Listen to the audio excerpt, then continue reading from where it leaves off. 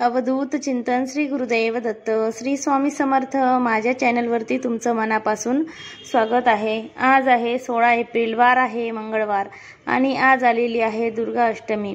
प्रत्येक महिन्यामध्ये अष्टमी ही येते, परंतु शारदीय नवरात्र त्याचबरोबर चैत्र नवरात्रमध्ये येणाऱ्या अष्टमी तिथीला विशेष महत्त्व हे दिलं जातं।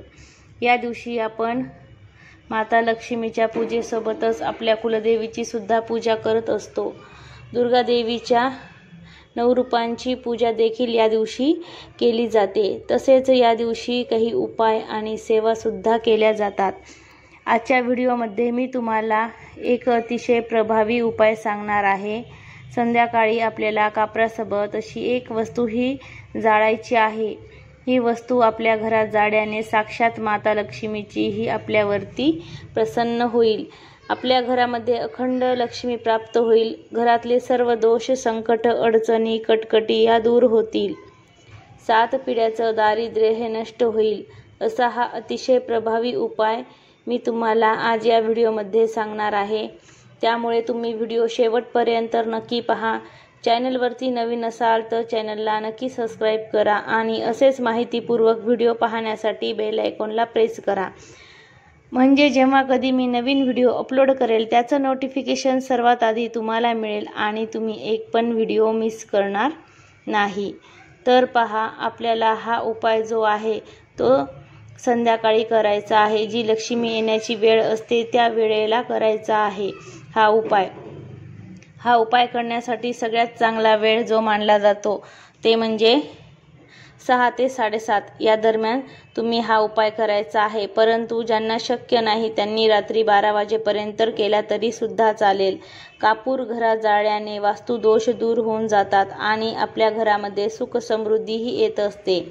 त्याचबरोबर आर्थिक समस्या सोडवण्यासाठी सुद्धा कापूर हा घरामध्ये जाळणे खूप फायदेशीर मानला जातो। घरामध्ये कापूर जाळल्याने घरातील नकारात्मकता ही दूर होते आणि यामुळे आपल्या घरामध्ये अखंड लक्ष्मी ही वास करत असते।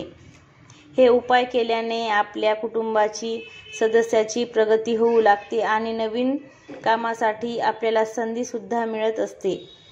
तसेच हा उपाय केल्याने बऱ्याच वेळा तुम्ही पाहिलं असेल, कमाईपेक्षा आपला खर्च जास्त असतो आणि यामुळे आपल्यावरती कर्ज हे वाढतच जाते किंवा सतत पैशाच्या अडचणी या येतच असतात। यामुळे आपल्या कुटुंबाची प्रगतीही होत नाही। तरी यासाठी सुद्धा हा आपण उपाय अतिशय प्रभावी मानला जातो। तर पहा, तुम्हाला काय करायचं आहे। एक मातीची पंती घ्यायची आहे। त्यामध्ये तुम्हाला 5 कापराच्या वड्या ठेवायच्या आहेत। 3 वेलची तुम्हाला त्या पंतीमध्ये ठेवायची आहे।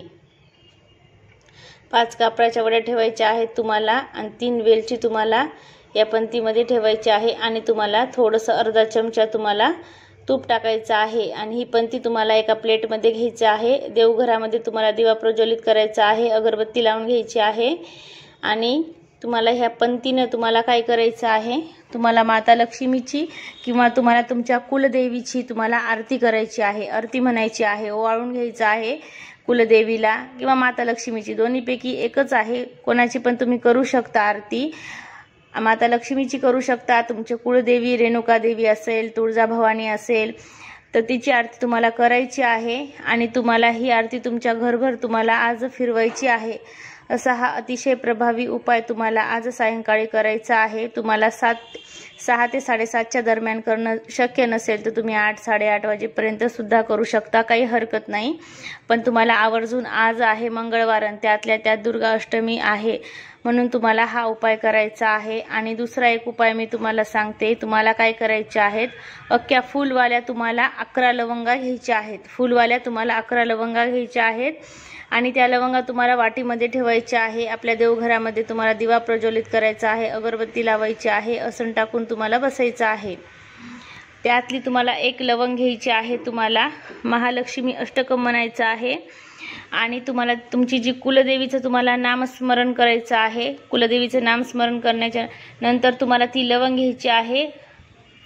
तुम्हाला माता लक्ष्मीच्या फोटोसमोर तुम्ही अर्पण करू शकता किंवा तुमच्या देवघरामध्ये कुलदेवीची मूर्ती असेल तर कुलदेवीच्या मूर्तीसमोर तुम्हाला ही लवंग अर्पण करायची आहे। परत दुसरी लवंग घ्यायची आहे, महालक्ष्मी अष्टकं म्हणायचं आहे, देवीचं तुमच्या कुलदेवीचं नामस्मरण करायचं आहे, परत ती लवंग तुम्हाला अर्पण करायची आहे। असं म्हणून तुम्हाला 11 लवंग आहेत, म्हणून तुम्हाला 11 वेळेस तुम्हाला महालक्ष्मी अष्टकं म्हणायचं आहे, तुमच्या कुलदेवीचं नामस्मरण करायचं आहे, आमच्या घरातली ही आर्थिक परेशानी ज्या समस्या आहेत ते तुम्हाला सांगायच्या आहेत आणि तुम्हाला अशा प्रकारे हे 2 आहेत ते उपाय करायचे आहेत। 11 लवंगाचा उपाय करायचा आहे आणि कापरासोबत तुम्हाला वेलची आणि थोडंसं तूप टाकून तुम्हाला ही पंतीने तुम्हाला आरती करायची आहे आणि 11 लवंगा तुम्हाला एक एक करून तुम्हाला अर्पण करायचे आहेत। महालक्ष्मी अष्टकं म्हणायचं आहे।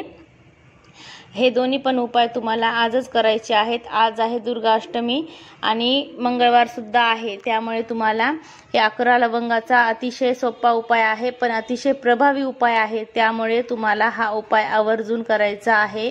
हा उपाय तुम्ही 7, 8, 9, 10 वाजेपर्यंत करू शकता। तुम्हाला जर वेळ नसेल तर उशीर झाला तरीही काही हरकत नाही, पण तुम्हाला आवर्जून आजच्या दिवशी तुम्हाला हा उपाय करायचा आहे। अत्यंत प्रभावीशाली उपाय आहेत आणि घरामध्ये तुम्ही वेलची आजच्या दिवशी जाळल्याने तुमच्या घरातील सर्व नकारात्मकता ही निघून जाते आणि तुमच्या घरामध्ये हे जे भांडण होतात, हे किटकटी होती, हे सर्व दूर होऊन जाईल आणि तुमच्या घराची प्रगती होईल। असा हा अतिशय प्रभावी उपाय आहे, त्यामुळे तुम्हाला आज हा उपाय आवर्जून करायचा आहे। अतिशय आपल्या घरामध्ये आपण कुलदेवीची ओटी भरायची आहे। प्रत्येक जण ज्यांना नाही शक्य झालं भरणं तर त्यांनी हा उपाय तर करायचा आहे, पण ज्यांना शक्य झाले त्यांनी दिवसभरामधून कुलदेवीची ओटी भरलीच असेल, पण ज्यांना आता शक्य नाही, ज्यांना काही मासिक धर्म असेल तर त्यांनी आज 11 लवंगाचा उपाय तरी करायचा आहे। ज्यांना मासिक धर्म नसेल त्यांनी पण, बऱ्याच जणांकडून सेवा होत नाही, कुणाला अडचणी असतात, त्याची काही समस्या असती, पण कोणता उपाय करणं शक्य जरी झालं नसेल तर 11 लवंगाचा उपाय आवर्जून करा। श्री स्वामी समर्थ।